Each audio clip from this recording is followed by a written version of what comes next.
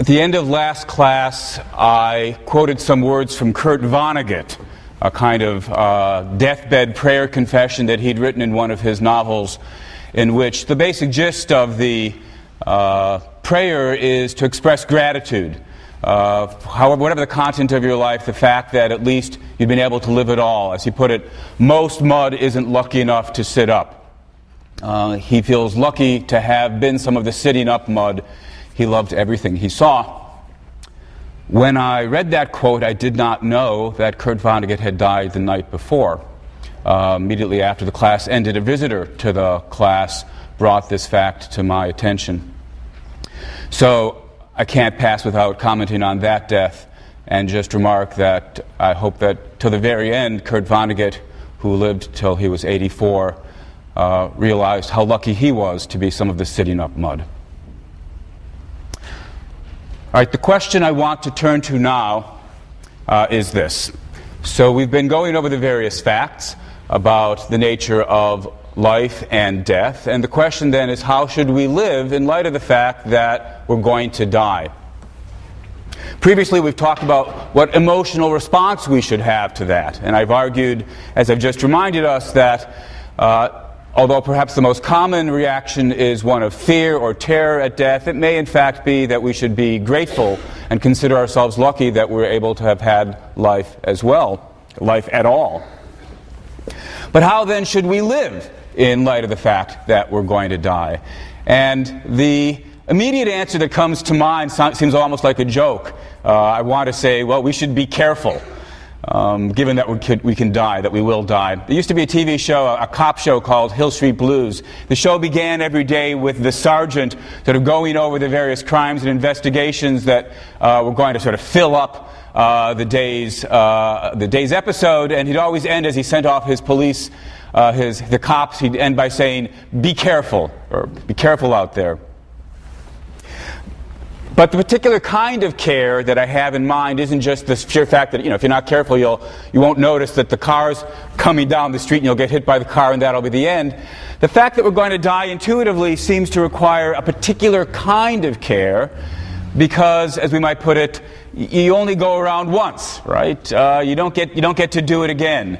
And so it seems as though the fact that we're mortal, the fact that we've got a finite lifespan, requires us to face the fact that intuitively we can blow it. We could do it wrong. Now, the nitpicky part of me wants to point out that it can't be mortality per se that has this implication. Even if we lived forever, we could still do it wrong.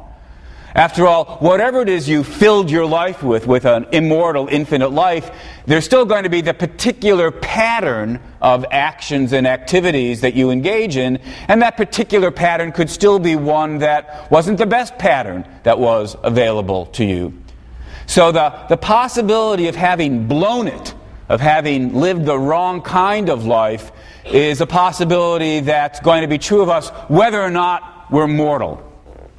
And yet, for all that, it seems as though mortality adds an extra risk, an extra danger of blowing it. Look, suppose we live forever, and just have a kind of simplistic example. You might say, imagine somebody who spends his eternity counting the integers, 1, 2, 3, 4, 5, 6. Well, that might not be as valuable as an eternity spent doing something else. Let's say, doing more complicated math. But still, if you've spent 1,000,000 years or 1,000,000,000 years counting the integers and then realized that was sort of pointless, you could always start over by doing more interesting, more deep, more worthwhile math. The immortality gives you a chance of starting over, gives you the possibility of do-overs. We might then worry that what's especially bad about death, the fact that we're mortal, is that it robs us of the chance of do-overs. But of course, that's not quite right either. I mean, even if you don't live forever, if you live 80 years or 100 years, you have the chance to reappraise your life at the age of 20 or 30 or 50 and decide you need to change course. So it's not exactly as though the possibility of do-overs disappears by death itself, via death itself. Still, the thought that death comes when it does seems to push us in the direction of thinking we've still got to be very careful. Because, of course, given that we're mortal, we have only a limited period of time in which to do the do-overs. There are two kinds of mistakes, really, that we might catch ourselves in. We might discover, on the one hand, that we made some bad choices in terms of what we were aiming for. And on the other hand, we might find, even if we made the right choices in terms of our goals, we flubbed it in terms of actually accomplishing what we were trying to accomplish. And so we literally have to start over again and try again. So there's two kinds of care that we have to take. We have to be careful in our aims, and we have to be careful in our execution of our aims, because we have, as it were, a rather limited amount of time to do it over. Now, again, the nitpicky part of me wants to say, strictly speaking, it's not the fact that we are mortal per se that all by itself means we have to be especially careful. After all, suppose there just weren't all that many things worth doing. And suppose they weren't all that complicated, all that difficult to do well. Suppose there are only 5 things worth doing, and even if you couldn't necessarily do every single one of them right the first time out, at most it would take 2 or 3 tries. And by a try, I mean maybe an hour or 2. Well, that would be a pretty impoverished world that could only offer us that much. But after all, if that was the way the world worked, and we had 100 years, we wouldn't really have to worry all that much about being careful.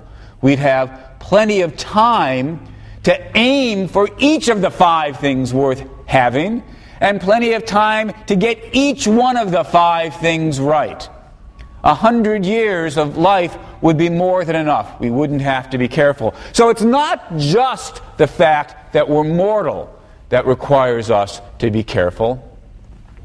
It's the fact that we have a relatively short span of life relative to how much there is worth aiming for, and how complicated and difficult it can be to get those things and get them right.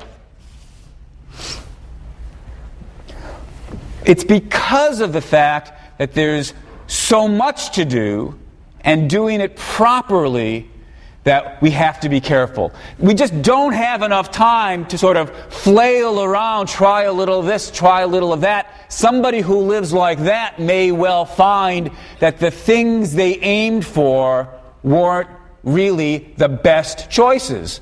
You don't have to decide that these things weren't worth having at all, given the relatively short period of time we've got. We've got the extra burden of deciding what are the things most worth going after.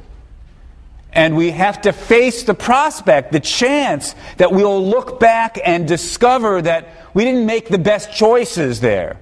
We aimed for the wrong things, not necessarily things that weren't worth having, but given the limited number of things we were going to be able to fill our lives with, in that sense, the wrong choices.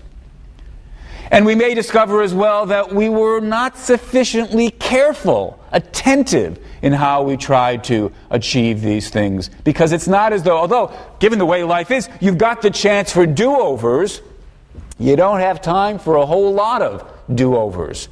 And so what death forces us to do is to be careful. An analogy that comes to mind here is a musician who goes into a recording studio.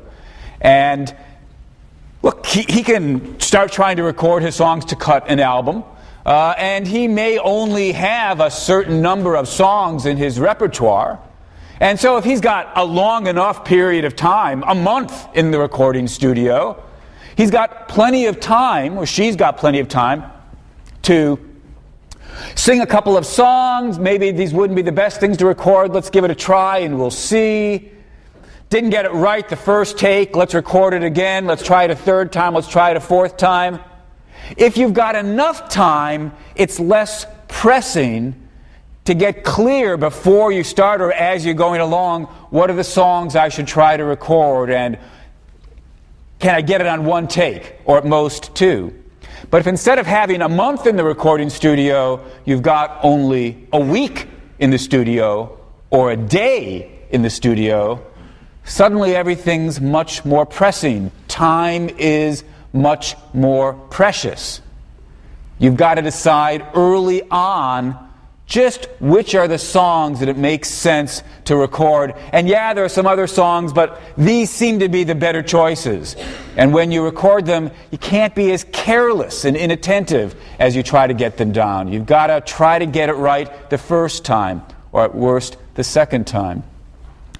That's, it seems to me, the situation we find ourselves in, not just given the fact that we die, but we might say, given how incredibly rich the world is, how many things it offers us, how many choices we have in terms of what's worth going after. But for many of these things, given how difficult they are to accomplish, although we've got the chance for do-overs, both in terms of changing our mind about what we should be aiming at and trying again for the things we have aimed at, we've got to be careful. The fact about our death requires paying attention. It requires care.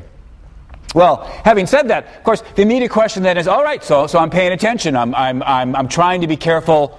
What should I do with my life? How shall I, what should I fill it with? We've previously in the class talked about the possibility that being alive per se may have some value, but above and beyond whatever stand we take on that, it's certainly also the case that part of what adds to the value of our lives are the contents of our lives. And so we need to ask, well, what kinds of contents should we try to fill our lives with? Now, I won't try to answer that. To ask the question, what are the things really worth going after in life, is to come up to the edge of asking, well, just what is the meaning of life? What's really worth going after? And although that is indeed an important, perhaps the important question, it's the question, I think, for a different class. And so having come close to the edge of that question, I'm going to now back away from it. But still, it seems we might say, in broad strokes, there are two different strategies that we could adopt. And it's worth at least pausing to think about these two strategies. Strategy number one says, given that you've only got a finite amount of time, actually, the basic underlying thought behind both strategies is just this: haven't got much time, pack as much as you can into life. Pack as much as you can in. But there are two basic strategies about how do you put that idea to practice. And strategy number one says, given the dangers of failure if you aim too ambitiously, you should settle for the kinds of goals that you're virtually guaranteed that you'll accomplish. The pleasures of food, company, sex, ice cream. One of the paper topics asks you to reflect on the philosophy, eat, drink, and be merry, for tomorrow you die. Well, that's one of the strategies, right? We're going to be dead tomorrow. And so while we're here, let's try to pack in as much as we can by going for the things that we've got a very high chance of actually accomplishing. Strategy number two says, well, that's all well and good. You've got a pretty high chance of succeeding at that. The trouble with strategy number one is the goods that you can achieve, the sort of sure thing goods, are small. They're rather small potatoes as things go. Some of the most valuable goods in life are things that don't come so readily, don't come with guarantees of achieving them. You might want to write a novel, compose a symphony, or for that matter, marry and raise a family. Some of these things fans of strategy number 2 argue, these things are the most valuable things that life can offer us. So that a life filled with these larger goods is a more valuable life than a life filled with the small potatoes goods.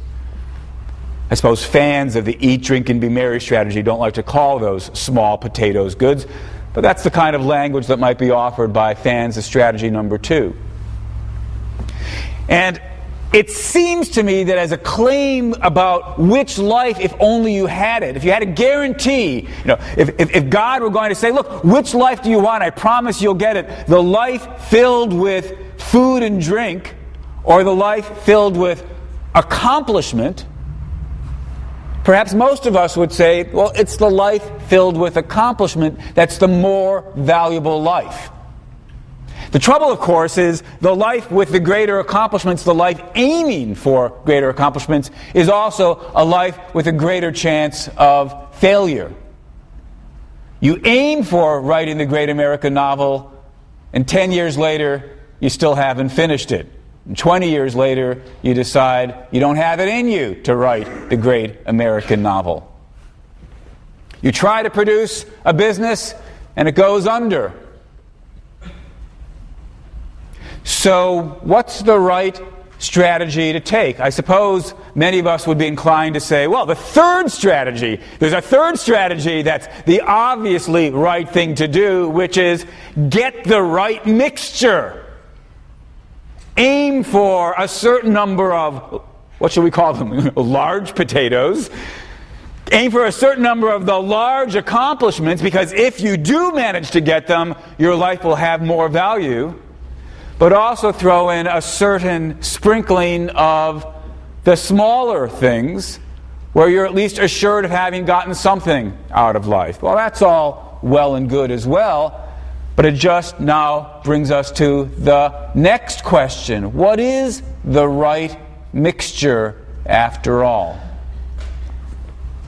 Well, I'm not going to try to answer that one either, but again, those of you who choose the topic, the eat, drink, and be merry question, basically, I'm inviting you in that topic to reflect on that question. Here's a different thought. The entire, as I said, the underlying thought behind the go for the big things, go for the small things, was pack it all in. The underlying thoughts seem to be, well, look, as long as you've got a life that's got valuable contents, the more the better. We might say, here's common ground between the two strategies. The more, the better. Now, previously, I've argued that immortality would not actually be a good thing. Eventually, rich and incredible as the world is, eventually the goods of life would run out and immortality would be dreadful. But having said that, that's not to suggest that most of us come remotely close to that condition. For most of us, it's certainly true that, dying at 30 deprives you of goods that would have come to you if only you'd lived to 40. And dying at 40 deprives you of goods that would have come to you if only you'd lived to 50 or 60 or 80. So one thing that we're inclined to agree is, other things being equal, the longer your life, the better. So, here's a life, 50 years long. And suppose you live it with a certain amount of value in your life, 100 value points, whatever that is. However our units of measuring just how good a life is, we'd say, look, better to have a life at that value instead of going for 50 years, went for 100 years. Fair enough, we might say. We all agree, don't we, that quantity of life's a good thing. And that does seem plausible. But at the same time, we'll want to immediately say quantity of life may matter, but it's not the only thing that matters. Quality of life matters as well. And again, that point's fairly uncontroversial. If you had to choose between your life of 50 years at 100 value points or 50 years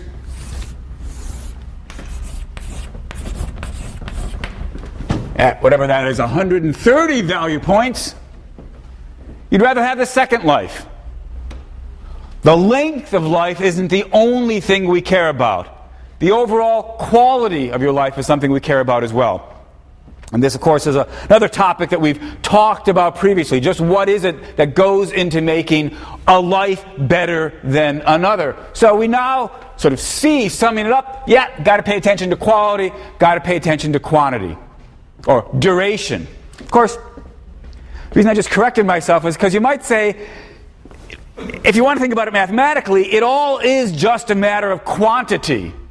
As long as when we measure quantity, we bear in mind we need to measure not just the length of the life, but the height of the box. So the area of the box here is 50 times 100 units. So whatever that is, that's 5,000. Going to get another giggle here, right? Sort of imagine a little unit. It's a quality, 1 unit of quantity, 1 unit of quality for a year. So it's a quality year unit. Whatever it is, 5,000 units. Here, 6,500. Might say, look, we can capture the thought that the duration of your life matters, the quality of your life matters, by multiplying the two together. And without getting hung up on the numbers as though there was any kind of precision here, the underlying thought's fairly clear. The area of the box represents the overall quality, the overall quantity that you've managed to cram into your life in your 50 years. And we could start measuring different kinds of lives. We might start worrying about, well, look, suppose I could live 50 years at 130, or I could live, whatever it is, 100 years at some other number that's a little bit less. We might say, oh, less quality, but longer quantity, longer duration, more valuable life filled in that last box. We see how it goes. But the question we need to ask is, so if we've got this more rich sense of quantity, where we multiply the duration of the lifetime is the how good a life you're having while you've got it, does that give adequate place to what we think is valuable? Does that give adequate place to quality in life? Let me draw some different boxes, some different possible lives to choose between.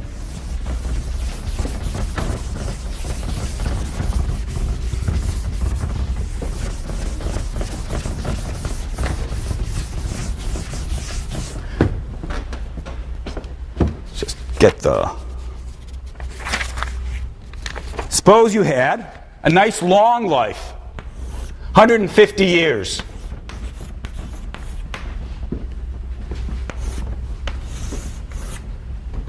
Again, just for the sake of concreteness, we assign it 50 quality points.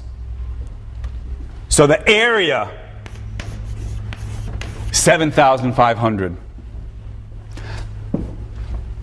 Let's suppose, just so you get a feel for this, let's suppose that the best life lived on Earth so far was worth a 10. So this is an incredible life to be at 50. And you get it for 150 years. Very nice life. Now compare it with this life. Suppose that this life isn't really all that good in terms of how well off you are at any given time. It's +1. 0 would be a life not worth having, though no worse than non-existence. Negative numbers would be lives, presumably that would be, you'd be better off dead. This life is just barely worth having. It's +1.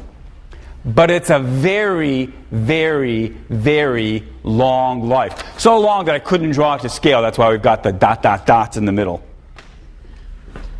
Suppose it goes on for 30,000 years. Well, the math here is pretty easy. 30,000 times 1 is 30,000. in terms of the area. Okay. So, trying to choose between these two lives, life A or life B. In terms of quantity, our enriched notion of quantity, where you measure the length of the life times the height of the box, life B's got more quantity of what matters. 30,000 versus 7,500. And yet, most of us, when we think about this choice, do not find B to be a preferable life. Even though the quantity of value, just suppose we could measure quantity of whatever the goods are that we've got crammed into our life. Well, this has very, very, very small amounts stretched over a very long time. The quantity is larger, but life A seems preferable. Now, for this may not be true for everybody, but for those of us who share that thought, we might say, quantity isn't all it's about. Or when we tried to take quality into account, it wasn't so much that we couldn't measure it. It's that if you reduce the importance of quality into, fold it into quantity, so that what it's all about is the total amount that you're getting, well, the total amount's bigger in B than A. If you don't think B is a better life, that suggests that totals aren't what it's all about. Well, what else might we then choose between with regard to A and B? Well, a natural response is to say, even though life A is shorter, it attains a kind of peak, a kind of height that isn't approached any place in life B. And perhaps then, in evaluating lives and choosing between rival lives, we can't just look for the quantity of good. We have to look at the peaks. We have to look at the heights. In choosing between lives, it's important to think not just about how much did you pack in total, but what were the greatest goods that you had or accomplished in your life. And perhaps then we should conclude quality can trump quantity. Perhaps with the right quality in place, quantity becomes of secondary importance. Yeah, it might be that if we could have a longer life where we achieved great things, rather than a shorter life where we achieved great things, better to have the longer life. Quantity might matter too, as long as we think the quality's what matters the most. But a more radical version of the theory would say, actually, quality's all that matters. The peaks are all that matter. That, at any rate, is the position that gets expressed by Holderlin in the poem To the Parquet, to the Fates. That was in one of the essays I've had you read, but let me read that now. To the Parquet. A single summer grant me, great powers, and a single autumn for fully ripened song, that, sated with the sweetness of my playing, my heart may more willingly die. The soul that, living, did not attain its divine right cannot repose in the netherworld. But once what I am bent on, what is holy, my poetry is accomplished. Be welcome then, stillness of the shadows world. I shall be satisfied, though my lyre will not accompany me down there. Once I lived like the gods, and more is not needed. Holderlin is saying he doesn't care about quantity at all. If he can accomplish something great, if he can ascend to the heights and do something great with his poetry, that's enough. Once he's lived like the gods, more is not needed. So in thinking about what we want to do with our lives, it's not enough to have the kind of theory that we've begun to sketch in previous weeks, where we think about what are the various things worth having in a life. You also have to address this question of quality versus quantity.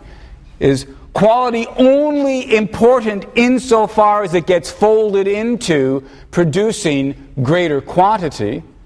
Or does quality matter in its own right as something that's worth going for even when it means a smaller quantity? And if quality does matter, does quantity matter as well? Or is indeed quality all that matters? Is Holderlin right when he says, "Once I've lived like the gods, more is not needed"? Now Holderlin, I imagine, in thinking about why that kind of life is the best kind of life he could aspire to, is thinking in part about the lasting contribution that his poetry makes. There's a sense in which, when we think about having done things like that, we feel that we attain a kind of immortality. We live on through our works. And so the next question I want to turn to, and sort of thinking about strategies of how to live in light of the fact of, in terms of facing our mortality, is, well, maybe a kind of immortality is worth going after. Or maybe at the very least we can take a kind of comfort in thinking that we have or can attain a kind of immortality. I emphasize the word kind, of course, because, strictly speaking, if you live on through your works, it's not as though you are literally living on. It's semi-immortality or quasi-immortality. I suppose people who don't believe in it would prefer to call it pseudo-immortality. Actually, this reminds me of a joke. Here's a Woody Allen joke. I don't want to be immortal through my work. I want to be immortal through not dying. Well, as you know, previously I've argued that genuine immortality, unending life, would not be a good thing. But still, many of us aspire to this kind of semi-immortality. And actually, it can take, I think, again, two broad forms. Sometimes people want to say, there's a sense in which, although it's not as though you're literally living on, there's something like that going on insofar as a part of you continues. If I have children, then literally some of my, in my case as a male, one of my cells continues. And then their cells continue in their children, and their cells continue in their children. If you think of an amoeba splitting and splitting and splitting and splitting again, parts of the original amoeba could be there for many, many, many generations. Some people take comfort in the thought that, literally speaking, a part of them will continue. If not through cells, through my offspring, perhaps at least my atoms get recycled, get used again. And so I get absorbed into the universe, but I never disappear. Some people take comfort in that thought.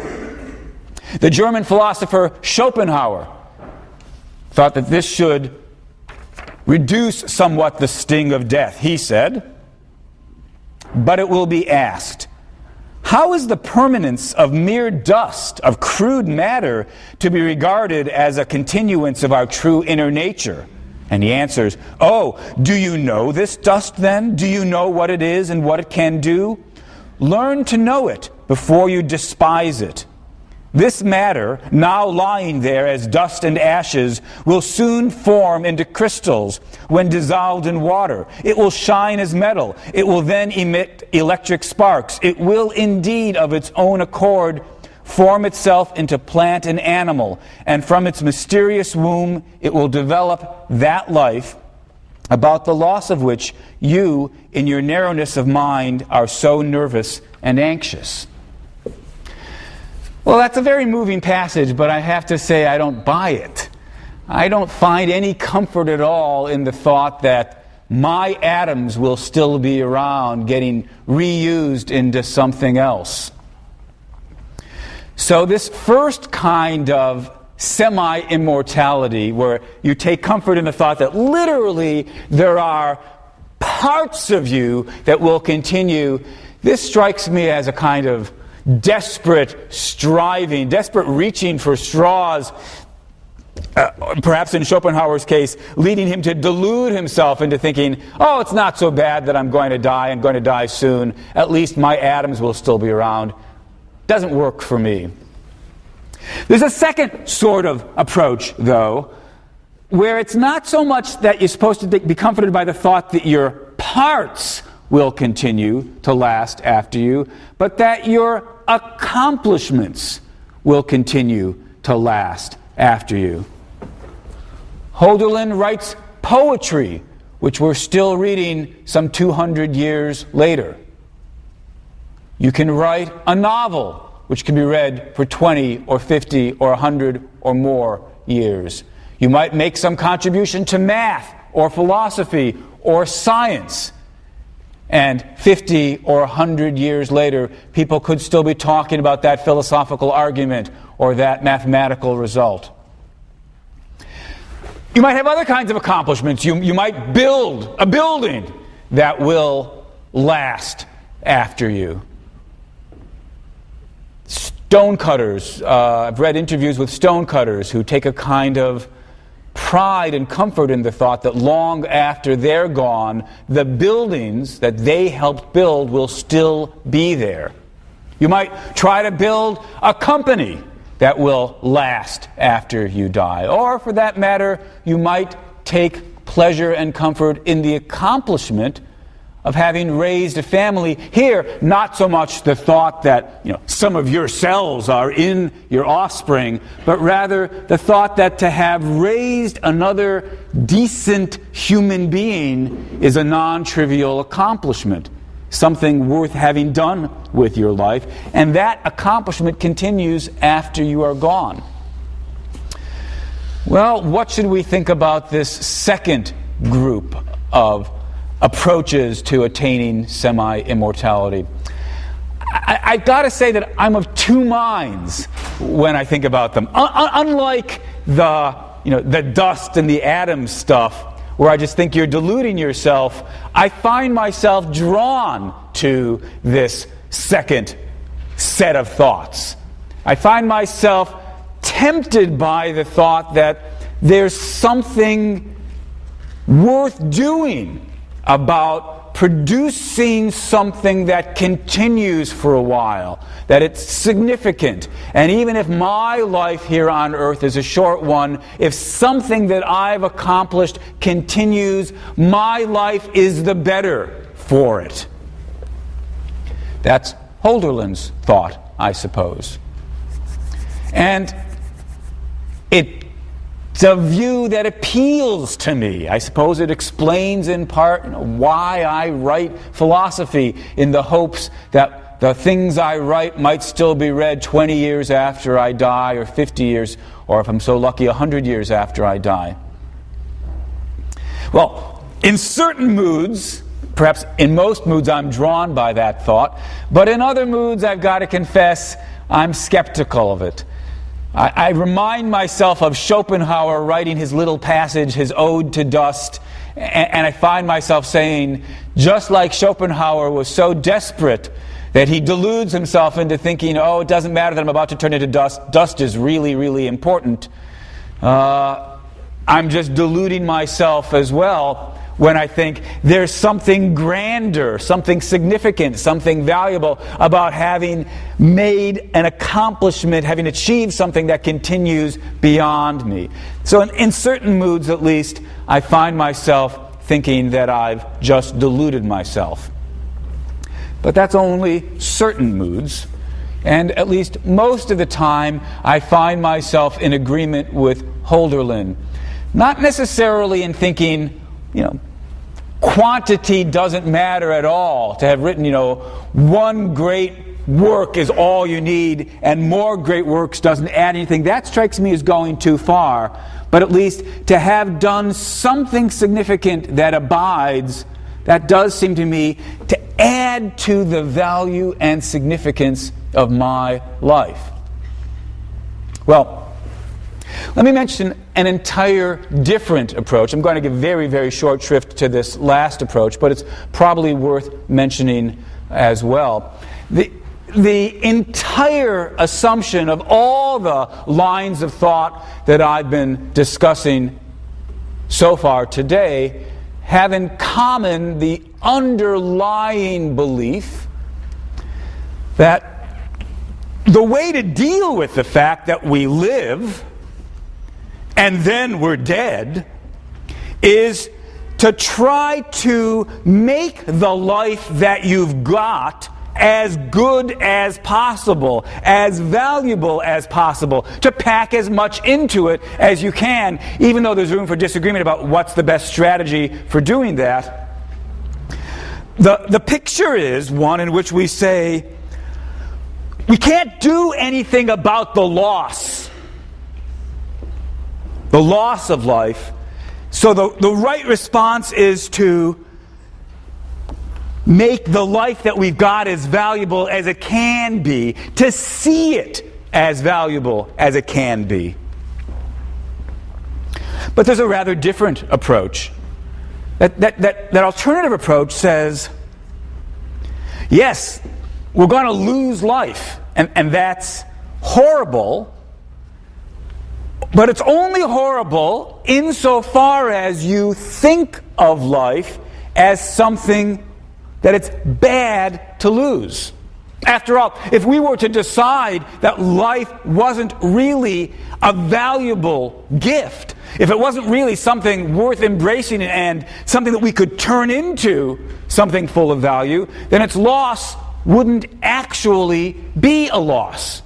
That's a point we've seen before, right? The central badness of death is explained in the deprivation account. You are deprived of the fact that you could have had more life that would have been worth having overall.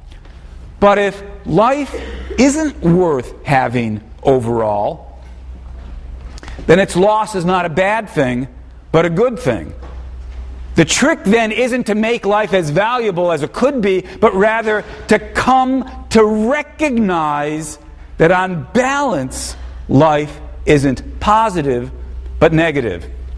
I know that what I'm about to say has a kind of classics illustrated simplicity to it, and it's a bit of an over-exaggeration, but in gross terms, we might say, the first general outlook that life is good, and so the loss of it is bad, and so the answer is make as much of it as we can while we've got it, might say that is in broad strokes the Western outlook.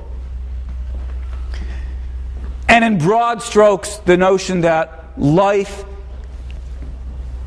isn't really as good as we take it to be, but is in fact bad overall. Perhaps it's oversimplification to call it the Eastern outlook, but at least it's an outlook that gets more expression typically in Eastern thought than in Western thought. Foremost example of this second outlook is, I suppose, Buddhism. Four noble truths in Buddhism. The first noble truth is that life is suffering.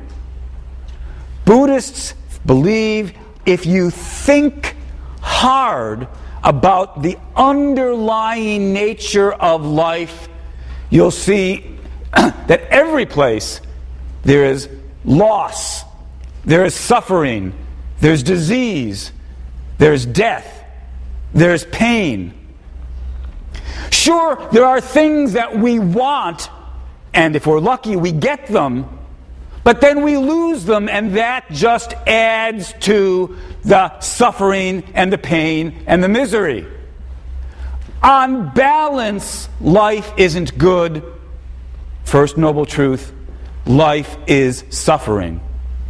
And so, armed with this estimation, what Buddhists try to do is to free you from attachment to these goods, so that When you lose them, the loss is minimized. And indeed, Buddhists try to free you from what they take to be the illusion of there being a self. There is no me to lose anything. Death is terrifying insofar as I worry about it being the dissolution of myself. If there is no self, there's nothing to dissolve. It all makes sense, and I have tremendous respect for Buddhism. It all makes sense given the thought that life is suffering.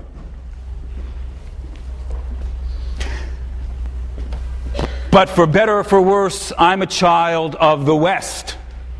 I'm a child of the book of Genesis, where God looks on the world and says, it's good.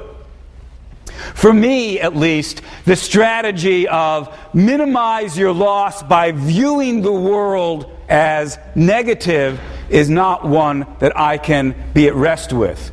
For me, life can be good, and so the choices for me, and I suppose for most of us, remain among the strategies with which I began. How is it that we can most make our lives valuable? What is it that we can do that will allow us, with Holderlin, to say, once we lived like the gods?